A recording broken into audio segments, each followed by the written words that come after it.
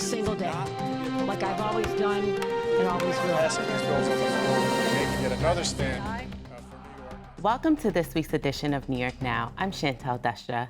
This week, Governor Kathy Hochul announced that she was pulling the plug on congestion pricing in New York City. As you may recall, a few months ago, the MTA board voted to move forward with a plan that would implement tolls for cars entering the city from downtown.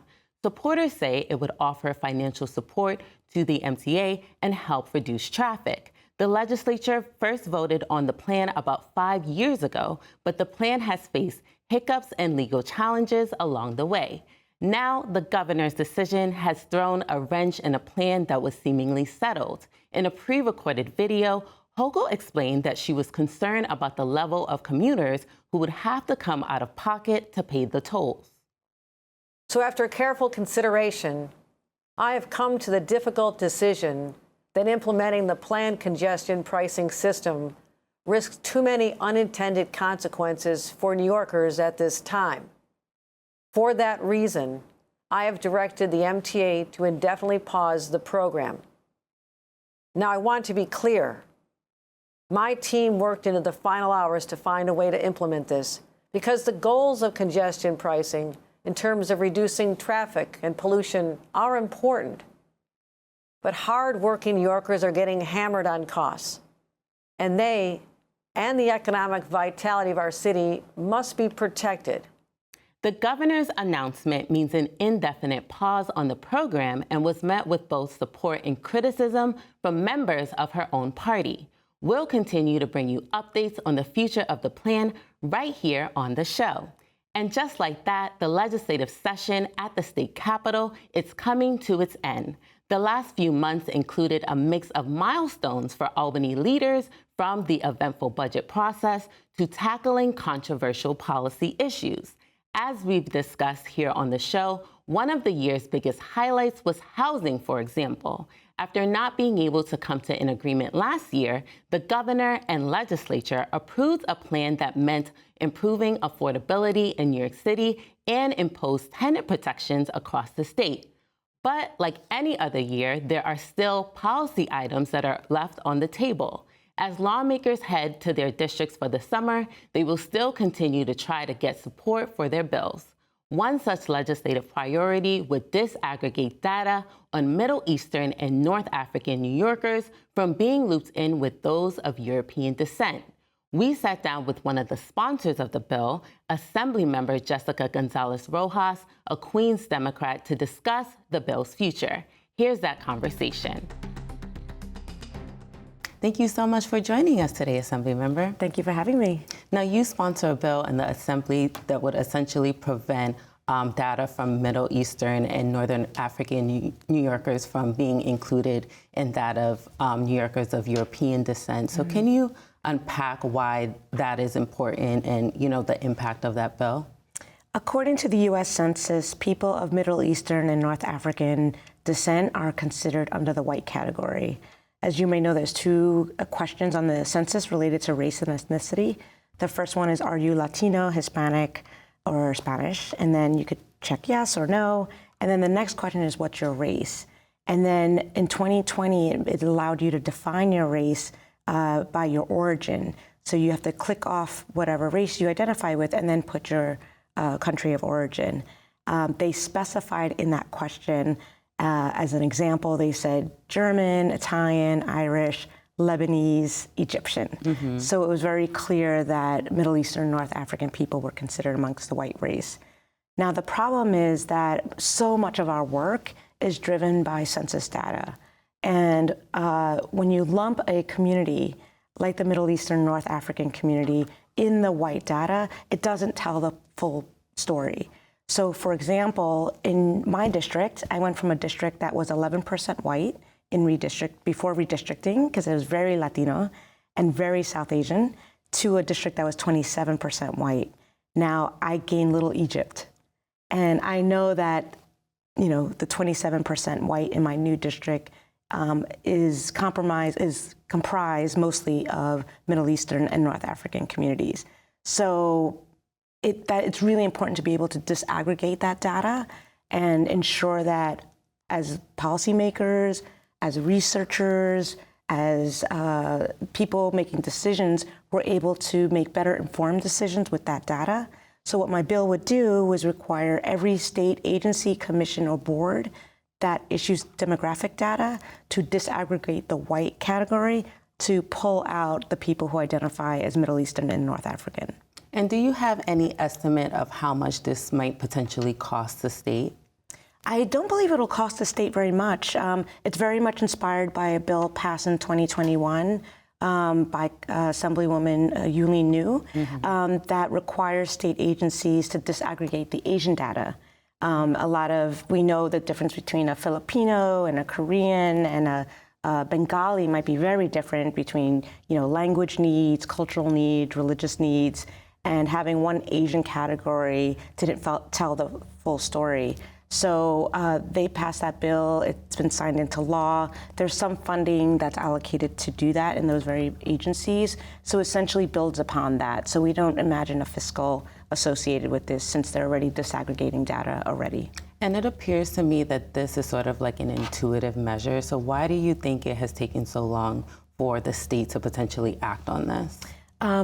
Thankfully, this bill came from the community. Me gaining the Middle Eastern North African community in Astoria, Queens, has been an amazing experience to build and learn and hear what the needs are. And we introduced this bill last year. And thankfully, with Senator González carrying in the Senate, he was able to get it passed. We overlap in our districts. And again, he represents Little Egypt and a large community that is Middle Eastern North African, as do I. And he was able to get it done. We are very close to getting it done. It's now on the floor of the State Assembly. We're very hopeful. So it's really about building the momentum that has come from the community. They've come up here, many of my community members, to advocate for this bill. And there's a whole national effort, in fact, to better recognize the Middle Eastern and North African community in the U.S. Census. But until 2030, that's not going to change. So we have the data now. We can pull out the Middle Eastern North African communities and better assess their needs and be better legislators for that. And as you mentioned, the bill has passed in the Senate, but is currently in committee in the Assembly. So what are your conversations like with your colleagues in the Assembly, and what is your strategy to garner support in the final days of session? Yeah, we were able to get it out of the Government Operations Committee. We were able to get it out of Ways and Means. It is now on the floor. It's been laid aside because I believe there's some Republican opposition to it. But I am very anxious to debate it and excited to debate it. It's a very worthy cause. I've been following this issue for many years because of my obsession with census data in particular. But there's been a national effort to really look at ways to better count a community.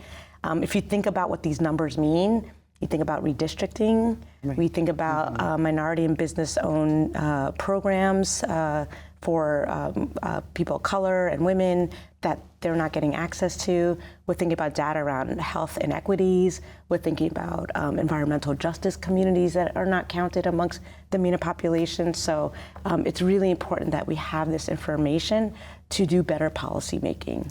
And what are your conversations like with the constituents in your district about this bill? It's been amazing.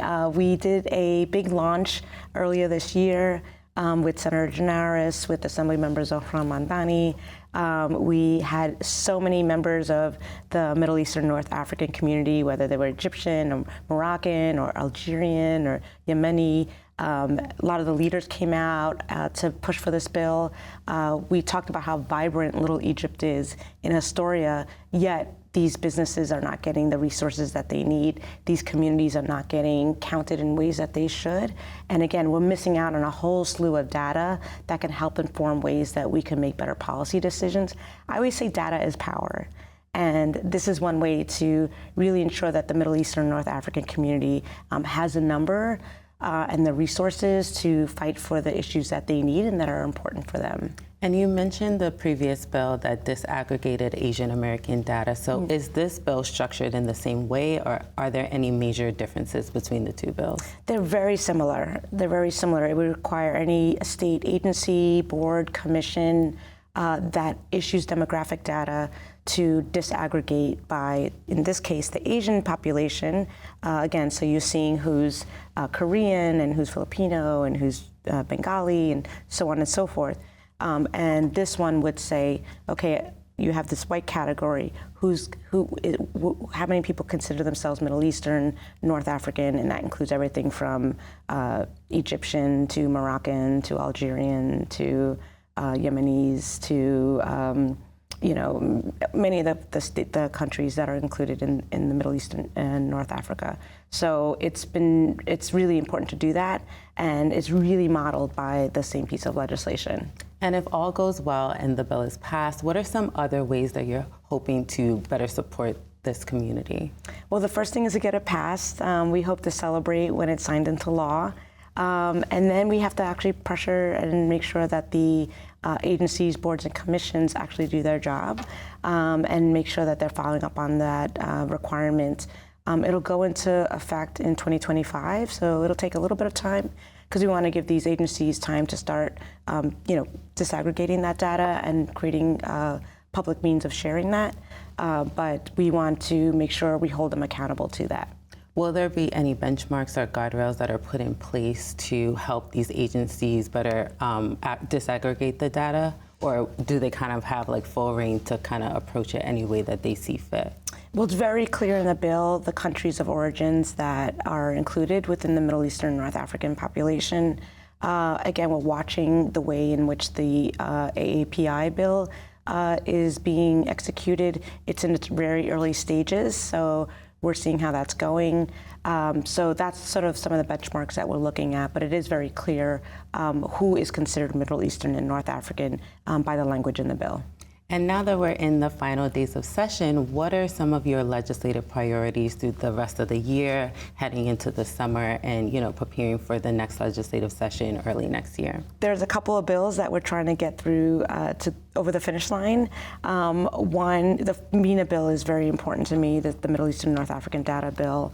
We're also looking at managed long-term care programs and a bill that would ensure transparency of the data. Again, data is power, and have many bills that look at ways that data is shared by the state to the public. We're also pushing for a bill that would create a COVID-19 commission that is a bipartisan commission that includes experts in the public health fields to do an assessment of the way in which New York State handled the COVID-19 pandemic in order to gather information and resources and recommendations to see how we can move forward. And of course, I've been fighting for Coverage for All, which is a bill that would allow us to submit a federal waiver to use federal dollars to allow people who are undocumented in New York enroll in our New York State Essential Health Plan. It'll save the state money. It'll create better outcomes for our community. We were able to get it passed in the state Senate twice, thanks to my amazing Senator Rivera. But it's still been difficult to move in the Assembly, and we need the governor's support as well because, we don't want to pass the bill and have the governor veto it. We want to make sure that we pass the bill so that we can ensure that our communities are getting access to the health care that they need.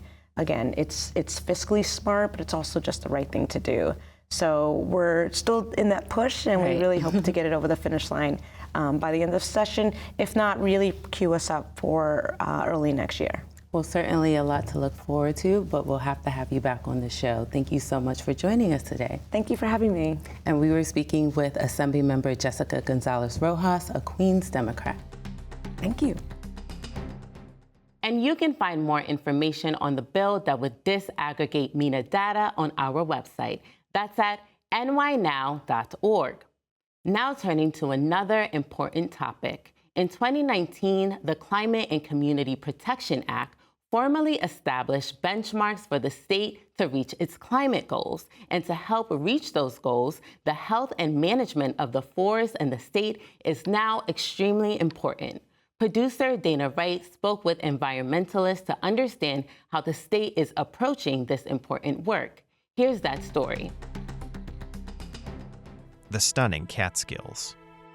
the majestic Adirondacks, the mangled shrubs that are taking over my backyard.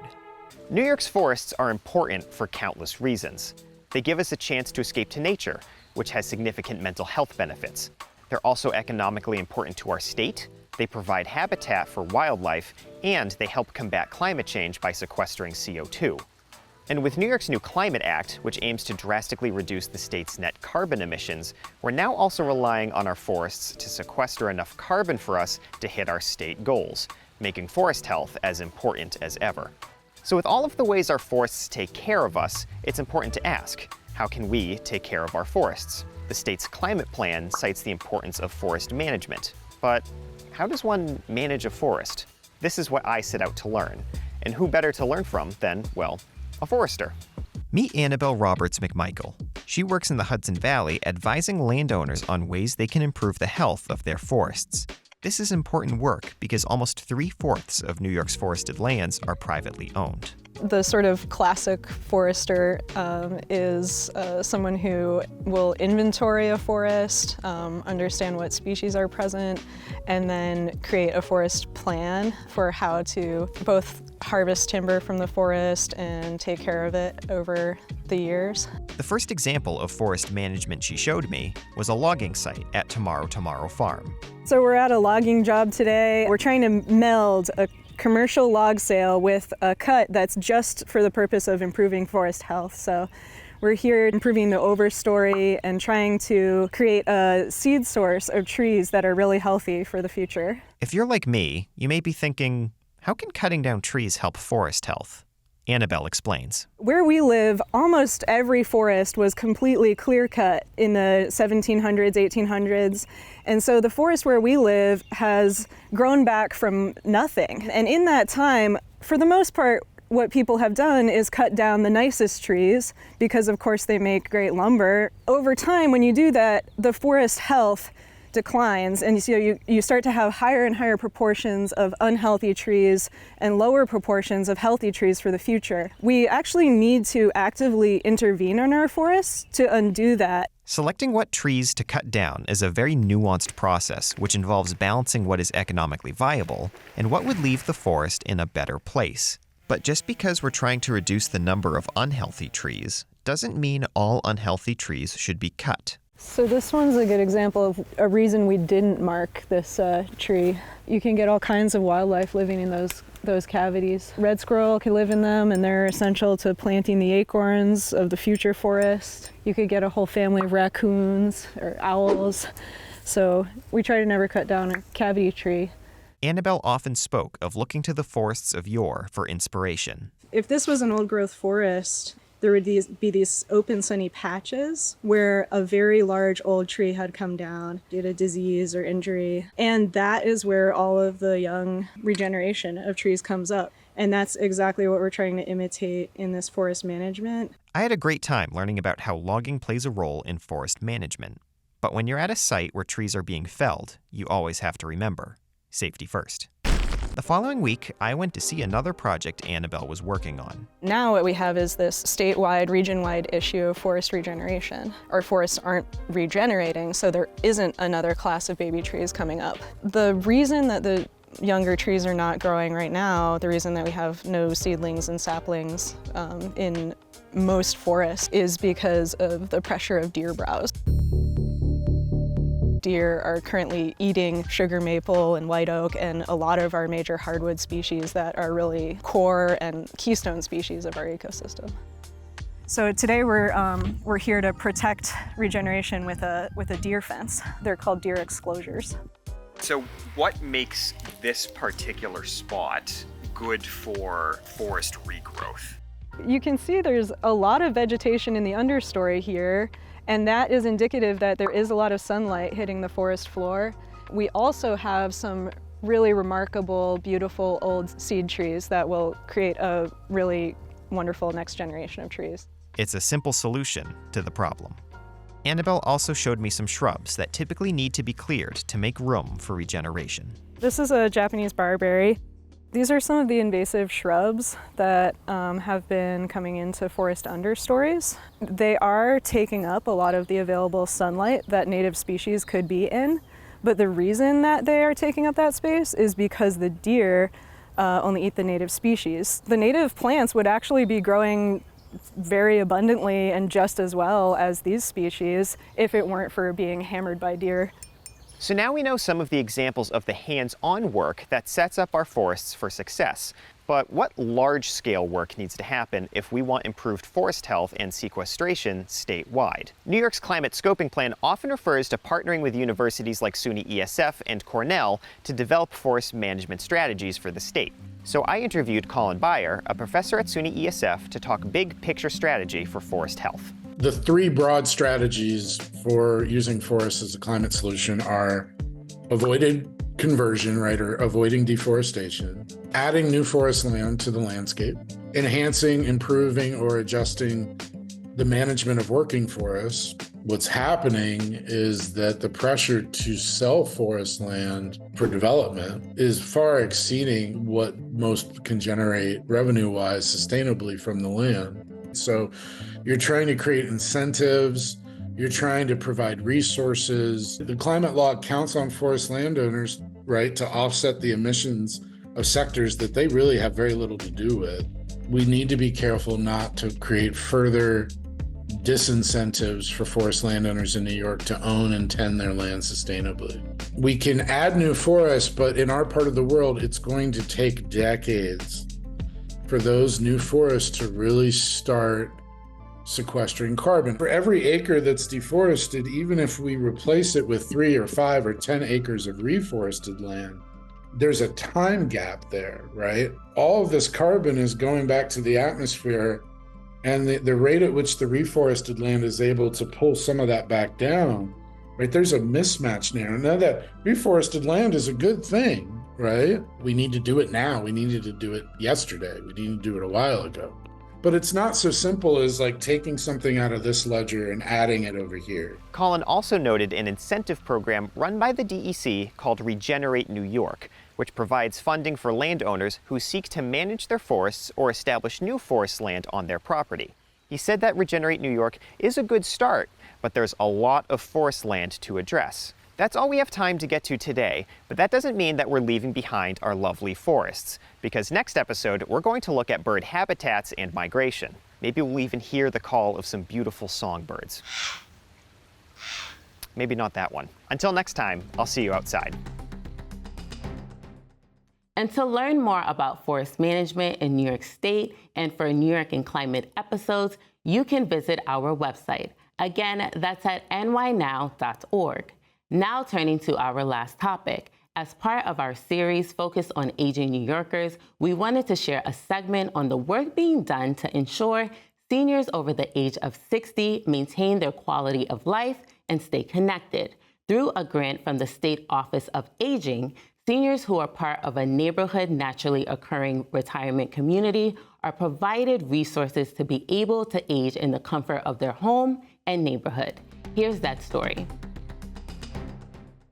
Starting all over again from scratch, coming someplace where you don't know anybody and where your support system is an hour and 20 minutes away.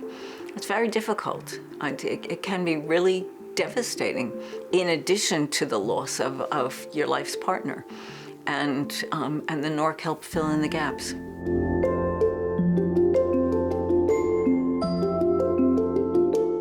The NORC stands for Neighborhood Naturally Occurring Retirement Community. It's part of a federal initiative to help older adults age 60 and up stay in their homes safely, well, and with support.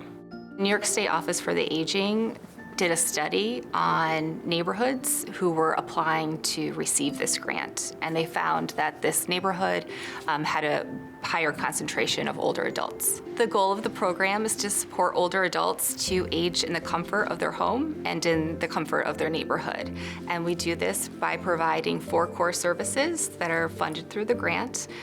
Those core services are healthcare management, healthcare monitoring, care management, and information and assistance.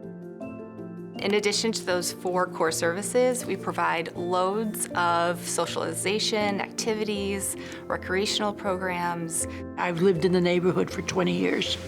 I attend all the Breakfast Club programs, the the ones on heart disease and diabetes and diet and nutrition. They help me live my life a little better. I think the people that I've met through the NORC, we're all more or less in the same boat in that, you know, this is our neighborhood, this is our community, we want it to be the best community it can be. But they're also either living on their own or they're realizing that there are additional challenges as you get older. And so we're all helping each other too. And for more information and resources on aging in New York, you can visit our website. Again, that's at nynow.org. You can also subscribe to our newsletter by going to newsletter.nynow.org or by scanning the QR code on your screen. Well, that does it for this edition of New York Now. Thank you for tuning in, and see you next week.